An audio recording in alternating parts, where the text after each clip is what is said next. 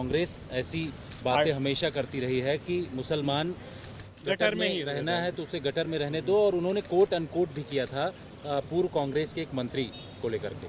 देखिए, सबसे पहली बात तो ये है कि प्रधानमंत्री को शाहबानो याद है, तबरेज़ अंसारी याद नहीं आया, इखलाक याद नहीं आता उनको, पीलू खान याद नहीं आते उनको, अलीमुद्दीन अंसारी याद नहीं आते उनको, याद नहीं आता कि उन्हीं के मंत्री के लोगों ने अलीमुद्दीन अंसारी के खातिलों को फूल का हार पहनाया था।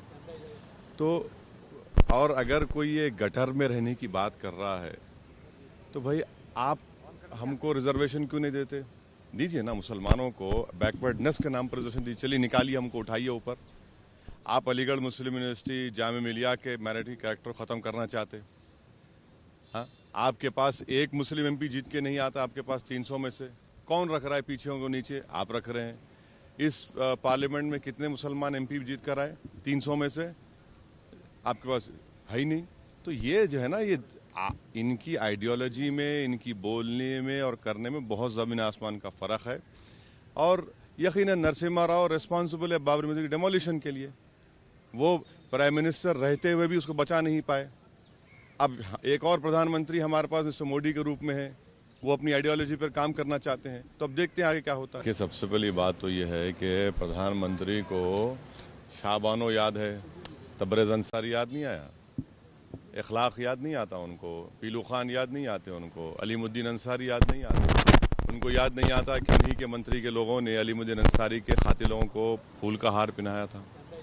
तो और अगर कोई ये गटर में रहने की बात कर रहा है तो भाई आप हमको रिजर्वेशन क्यों नहीं देते?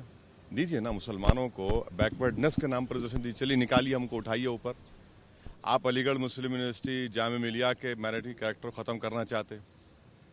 हाँ, आपके पास एक मुस्लिम एमपी जीत के नहीं आता, आपके पास 300 में से कौन रख रहा है पीछे को नीचे? आप रख रहे हैं। इस पार्लियामेंट में कितने मुसलमान एमपी जीत कर आए? 300 में से आपके पास है ही नहीं। तो ये जो है ना, ये इनकी आइडियोलॉजी में, इनकी बोलने में और करने में बहुत ज़मीन आसमान का फ़र्क है।